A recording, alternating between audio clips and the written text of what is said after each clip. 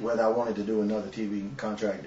I mean, I was on TV for 12 years. I'm like, I can't be on TV for my whole life. You know, I think people don't understand that. It's like they don't understand how hard it is. Yeah, it's like, and then once you get away, it's kind of like getting out of the army. You know, growing your hair out and just letting loose for a little while, because you're on the road so many days during the week, and now it's like it's a choice you make to just like take a vacation. Well, this day and time, to get 12 years with one company, that's doing a lot. Well, no, it was 2 years with WCW. Well, that's right, and then 10 and then 10 with WWE. But that's still a long run. I mean, you remember back in the day, I mean, you know, a guy'd be around for a year and a half, and that was it. That was it, man. I mean, I got 12 years off TV, so I'm like, I was just kind of fine with that. I was like, I'm going to do the indies. I got 10,000 side projects I'm trying to do. That's keeping me occupied. Money, I'm fine with money, so I was like, I'm not even going to worry about it. Then the Lucha Libre thing came up, and that's a good break schedule, though. I mean, it's not like a consistent have to be here. You know, every 2 weeks, just there. It's consistent. I got a question for you. Go ahead. I never worked for WCW other than nightly enhancement talent type things back in the day. How's that compared to the WWE? Well, keep in mind it was my first TV contract. Right, I know. So I wasn't saying shit. I'm happy to be there. But looking back in hindsight, how was it?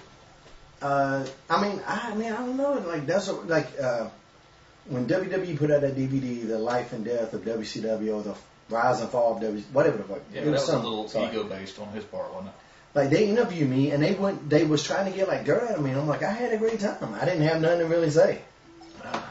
If you know anything about the business, you know that they wasted a ton of money. They gave silly contracts to people that didn't deserve them. Mm-hmm. Why was that? I think Lanny Poffo got like a... I mean, were they just people that were handing out the contracts for being marks? Yeah, marks, and just... Ted Turner was throwing money their way, so they said, hell with it, we'll give it... So then what? He said, okay, I'm going to merge with AOL or yeah, whatever, the AOL Time Warner is what done? killed WCW. And they said, get rid of it, or we're not doing this? So it was, it's so many things. There's so many money, that kind of snowballed. Yeah, because they had so many guaranteed contracts. Like I said, Lanny Poffo, I think, had a $250,000 a year contract. That's got to be the most money he ever made. I think he made 1 or 2 matches. I think it might have been just 1. And he got paid $250,000 for like 3 or 4 years. Damn. And I could be mistaken about that, but that's the story I've always been told. I've heard all those stories. He got paid for years, $250,000, and never did anything. He did cash them checks. Except for go to the bank and say, cha-ding. And there's no way, I love Randy Savage, one of my all-time favorites, and I'm not dissing on his brother, but maybe I am, but there's no way he's worth $250,000. You know, I wonder, like, during that era, how many people were under contract and just forgot about it and still draw money. A lot of them. Because they were taking on the WWE talent, they were doing this, and the thing was, they would tell those guys, here, you're going to make this amount of money even if you don't work. Yeah. Just to keep them from getting them. Just to keep them from going to Vince. And it was just crazy. But they were That was a good time for all of us. But during the height of the NWO, man, they were selling out everywhere. Didn't they sell out the Georgia Dome? Yeah. That place is big. That place is monstrous. I worked in there one night. WWE ran it, or WWF back then, but we had a match with Kaientai, and they had that shit blocked off all the way down but the very nub end of it. All the 18-wheelers and shit were parked inside the building behind the curtain. I mean, I did some shows there. I worked any shows that had more people. Then again, I always talk about, like, every time I go to the Ding Dome, there's some people that came up and talked to me, and I was like, I actually did a match here. Well, I remember when business was down for them, too, because remember when Chuck was working for them so much? Yeah. You know, he used to get us booked up there, 1 or 2 times a month. And we went to a show in Warner Robins, Georgia, a WCW show back in probably, when did that NWO stuff take off, like 96? Yeah, something like that. Yeah, this was probably in 92, or this is when they were just coming off the heels of doing all that stupid Shockmaster, all that dumb horse shit. Uh-huh. And they were in a big 20,000-seat auditorium, but there wasn't 300 people in that crowd. Yeah.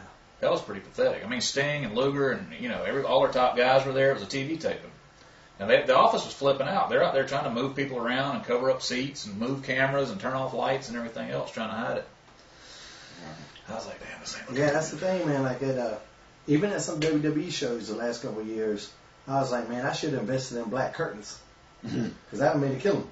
Those things they pull over the seats and stuff? Yeah, over the big so seats, there. They got those ones where they got different colors painted on them, so it looks like people. I ain't never saw that. They ain't never used those. They used to have those things. They were just tarps or something, but they just had different color splotches of paint on them, and they put them in the upper balcony and pull them over the empty seats, and then they just, you put a little bit of light on them and you see colors. It looks like something's up there. I didn't notice. You know how they can the heat too? How the noise? Yeah, so like, Howard Finkel, I don't know he's not there anymore, is he? He's actually still there. He's like the longest employee ever. Well, he'd go out there, but, let me hear you boo, and everybody boo, and they're just playing with him. Yeah. Taping that shit for the TV. Oh, is that really? Yeah, because then he'd say, let me hear you cheer, and he'd say, hey, let me hear you say, whatever they'd chant at the time or something like that. Because you'll be watching TV and you'll hear them chanting or booing and cheering, and you look out there and everybody's going. I didn't know that. I know they would do it. I know what they would do it. Like, they actually add padding in a certain superstar's music. Like sometimes you hear a guy come out and it sounds like the crowd's going crazy. It's in the it's because they can their music. And put the for guys that they want you to cheer for.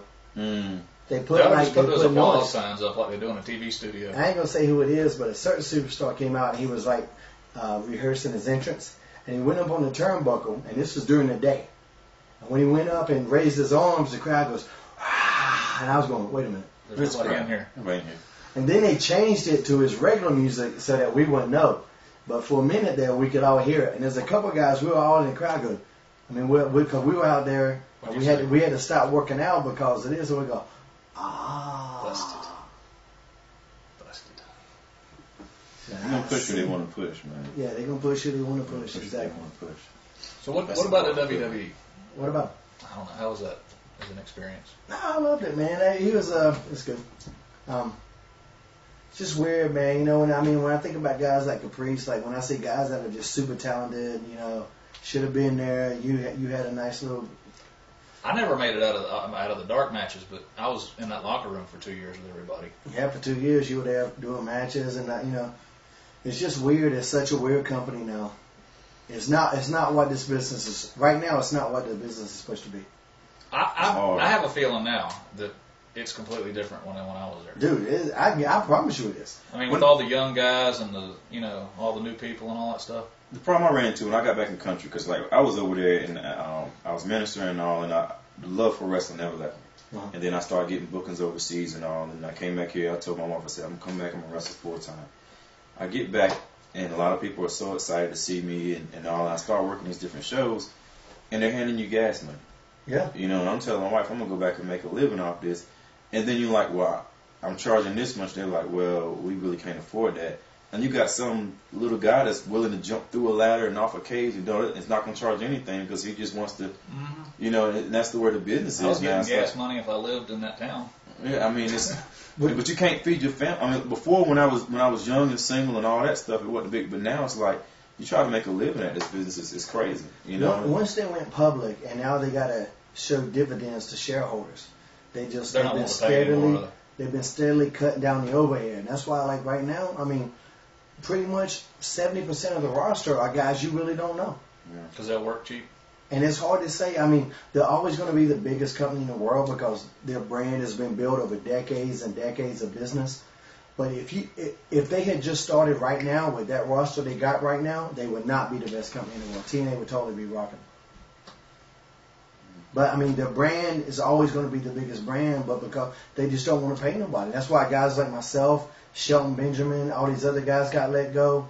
I mean, they just let go low-key. They couldn't find nothing for that guy to do. It's talented. You can't find nothing for him to do. See, the bad thing about like guys like him and Dragon is, everybody makes a big deal. And them guys have been around for 10 or 12 years. I mean, they were a long time. Dragon and Spanky were on developmental deals back in Memphis when I was there. That's right after Sean trained them. And it was them, and it was Lance Cade, and there was this other dude named Shooter Schultz. I've never seen him since. Did anybody ever hear what happened to him? No, I didn't. He was actually good, too, and I don't know what happened to him. He got some kind of hernia or something lifting weights down there and was hurt. Oh! That's what he said. That's the trick, like with this business, like we was talking about, we was naming all those guys to be, and I hope it's not a bad question, but like, is there a time to where you feel like, they might say something to me today? This might be my lap. They getting ready to where you're paranoid going to work. Dude, that whole last ECW run I did, I was like, this shit sucks so bad. And it wasn't my stuff. Like I was having fun working virtual, and my backstage shit was just was some of the hilarious stuff man. I did. But That's hilarious. I was like, this show sucks so bad. I was like, I don't know, What show were they piggybacking that with? SmackDown? No, that was on a wholly different channel. I know they didn't do it. They didn't tape it. On the SmackDown. SmackDown night, yeah. But that was the thing. We would go out there and they go, look, don't do too much because SmackDown's coming right after you, and you're like, they don't want you to kill the crowd. Yeah, they didn't want you to kill the crowd. So like the whole ECW show was just handcuffed. Nobody knew who half you of see the them irony were. there? ECW don't do anything. Yeah. Well, what I've noticed is different now is back when I was there. If somebody, if their storyline would end and they didn't have nothing for them, they keep flying you in for 2 years before they finally let you go. Yeah. They fly you into TV every week. You just sit back there. And it's like now guys will be in an angle and they walk through the curtain and they fire you. Yeah. Hey, That's man, great job. feeling, Yeah, you're all done. Like when they let Shannon Moore go, I think they let him go on a Friday. He was on SmackDown that same Friday, that same night. That's what that seems different. I don't know how those decisions are made now. Like talent relations up there is no organization right now at all. That's hard. That's the main problem. That's and Vince is just gone, man. He's just so crazy right now. You don't even see it. Well, how do they decide? I mean, when somebody's right in the middle of a storyline, what makes them say, hey? Because it's stupid. Because they don't know. They have no. Are they future checking direction. ratings or anything? We used to like when we got there. When JR was the head of talent relations, we would get a booking sheet, and it would be like a month and a half in advance. Now it's week to week. You don't know who's on the house shows until you get the TV. Now, And it's like that That's hard every to week. prepare for it too. We used to get the house show because we'd work house. We didn't work on all the house shows. We'd work maybe once a month. But that's where you made good money doing that back then. Yeah, And, you make more money on house shows than you do on TV. Yeah, oh yeah. I mean, I don't remember what the biggest payday I got on a house show was, but it was a lot. What they base it on the gate? It was based on the gate. Oh, based on the gate. And you ain't got the overhead of TV production and high Well, the house shows definition. were fun too because they weren't as wasn't all that pressure. And I mean, you'd have like one agent there. It would normally with Blackjack Lanza or somebody would be there running the thing. Would they still? Is he still around? No, it's gone. But he would like screw with you too. They used to do that. He always liked me. So. I mean, they do stuff like you'd be out there having a match and he'd just, hey, go out there and run in on. Yeah, All of a sudden here comes crazy. 3 guys running out He the was back. crazy as hell. He was just crazy as hell. And he'd be back there laughing like hell. Look at him. So let's go to the chat room real quick because it usually blows up. Let's see if they got any questions. And here's where it goes fucking crazy. Did you see it the other week when I hit you with that snake in the grass? Snake in the grass. My gal. So, all right. Okay, they're gonna put it in slow motion so we can read it.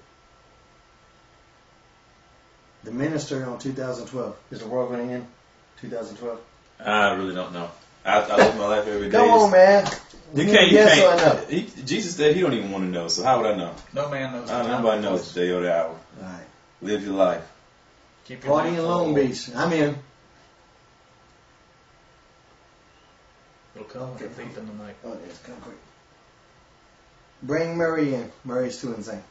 I did want to say something. I'm glad Kong's coming to WWE. That's gonna be awesome. Is that confirmed? I don't know if it's confirmed, but if You it know is, something? That's good. That's real good. She's nice. She is nice lady. I've never met her, but they got to get away from this thing where everybody looks the same. Mm-hmm. I know. Mm-hmm. I mean, all the divas Mhm. look the same. All the guys look the same. And Same they look. all Same stuff. are not good. Not all of them. They but so all many of them work are the same. I mean, they're all trained by the same 3 guys and talk, and they got the same writer writing their. I mean, they just got to get some diversity. Think about Jim Crockett Promotions. You got Abdullah the Butcher, Jimmy Valiant, Ric Flair, Dusty Rhodes, the Barbarian. Did any of them guys look alike? Not a bit. Everybody stood out. I mean, that's the thing about her. She's got a different look. The best Indian NC that I know of is the CWF out of Burlington, the Carolina Wrestling Federation, which is MidAtlanticWrestling.com. That's Jeff. Jim Rudd. Is he the one that sent that? Maybe so. Does Maybe it so. say Gal at the end of it? Gal! Where's he live? Does he live in Burlington? Burlington and Charlotte, he fuses town. And too, yeah, somebody says, what are my feelings on Wade Nexus? Like, for years on the Hardy show, me, Matt, Jeff, and Shannon have been called the Core. And that's what, and the WWE knows about that show. They watched the show. They talked to Matt about the show. And they just named the group on that show the Core. Bastards. Aren't they kind of copying the NWO angle with that? NWA was been done to death. I mean, the NWO weren't. Bischoff stole it from Japan, didn't he? Didn't they do something over there first? Nobody's really new anymore, though. I know, but those invasion angles are like really good when they first do them, and then they always try to keep them going too long. I mean, isn't the idea with an angle to have a payday at some point and end it? Look,